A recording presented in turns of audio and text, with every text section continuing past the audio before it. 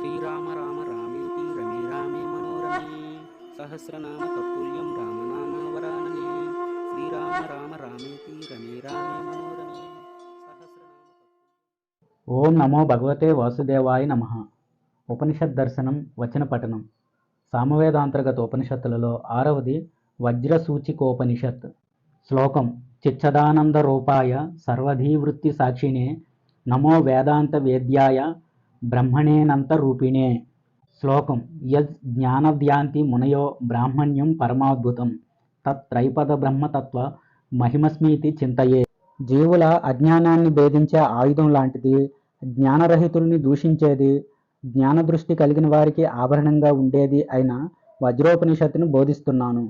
పూర్వం బ్రాహ్మణ, క్షత్రియ, వైశ్య, శూద్రులని 4 వర్ణాల వారు ఉన్నారని, వారిలో బ్రాహ్మణుడు గొప్పవాడని అంటారు. వేదవాక్యాన్ని అనుసరించే స్మృతులు కూడా ఇదే విషయాన్ని చెబుతున్నాయి. అసలు ఈ విషయం నిజమేనా అనే విచారణ చేయాలి. అసలు బ్రాహ్మణుడు అంటే ఎవరు? అతడు ఒక జీవుడా, లేక శరీరమా, ఒక వర్ణమా, లేక జ్ఞానమా, అదీ కాక ధర్మాన్ని ఆచరించేవాడా? జీవుడే బ్రాహ్మణుడు. జీవుడు అనేవాడు పైన చెప్పిన వాటిలో మొదటగా చెప్పిన బ్రాహ్మణుడు కాడు. ఎందుకంటే గడిచిపోయినవి, రాబోయేవి అయిన ఎన్నో శరీరాలు జీవుడికి సమానం. జీవుడు ఒక్కడే తన కార్యానుసారం వివిధ రకాల శరీరాల్ని పొందుతున్నాడు. ఈ సమస్త శరీరాల్లో జీవుడు ఒకే రూపంతో ఉన్నాడు. అందుకే జీవుడు బ్రాహ్మణుడని చెప్పటం సరికాదు.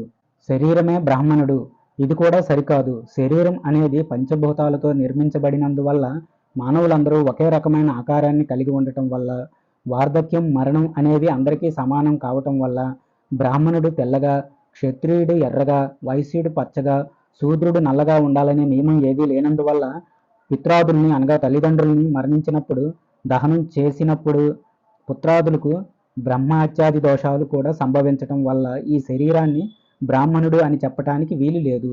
ఇక వర్ణమే బ్రాహ్మణుడు, ఇది కూడా తప్పు. ఎందుకంటే ఒకే వర్ణంలో వివిధ రకాల వర్ణాలున్నవారు ఉండటం వల్ల ఎంతోమంది మహర్షులు వివిధ రకాలుగా, అనగా వృష్యశృంగ మహర్షి జింక ద్వారా, కౌశిక మహర్షి దర్భల ద్వారా, జంబూక మహర్షి జంబూకం నుంచి, పుట్ట నుంచి వాల్మీకి ముని, మత్స్యగంధి ద్వారా వ్యాస మహర్షి, కుందేలు వీపు నుంచి గౌతముడు, ఓర్వశి వల్ల వశిష్ఠుడు, కొండ నుంచి అగస్త్య మహాముని జన్మించారని తెలియటం వల్ల వీరందరూ జాతి ప్రసక్తి లేకుండానే జ్ఞానోదయాన్ని పొందినందువల్ల, మహర్షులైనందువల్ల ఇక్కడ వర్ణమే బ్రాహ్మణుడు అని చెప్పటం కూడా సరికాదు. జ్ఞానం బ్రాహ్మణుడు ఇలా చెప్పటం కూడా తప్పే.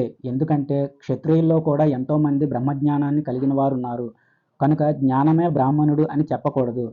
కర్మ బ్రాహ్మణుడు, ఇది కూడా సరికాదు. ఎందుకంటే సృష్టిలోని సకల జీవులకి ప్రారబ్ధ, సంచిత, ఆగామి అనే 3 రకాల కర్మలు సమానంగానే ఉంటాయి. కనుక కర్మ ప్రేరితులైన జీవులందరూ ఆయా కర్మల్ని చేస్తున్నారు, దానం చేస్తున్నారు. కనుక ధార్మికుడు బ్రాహ్మణుడని చెప్పకూడదు. అసలైతే మరి బ్రాహ్మణుడు ఎవరు?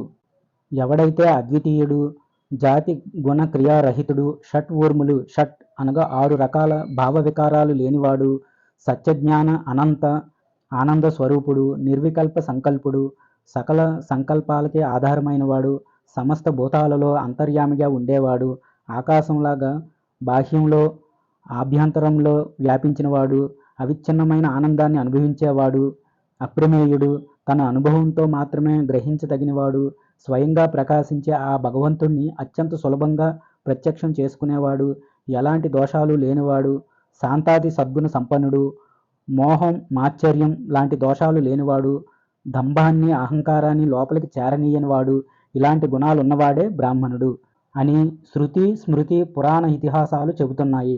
ఇక్కడ చెప్పిన లక్షణాలు గనుక లేకపోతే బ్రాహ్మణత్వం అనేది బ్రాహ్మణుడికి సిద్ధించదు.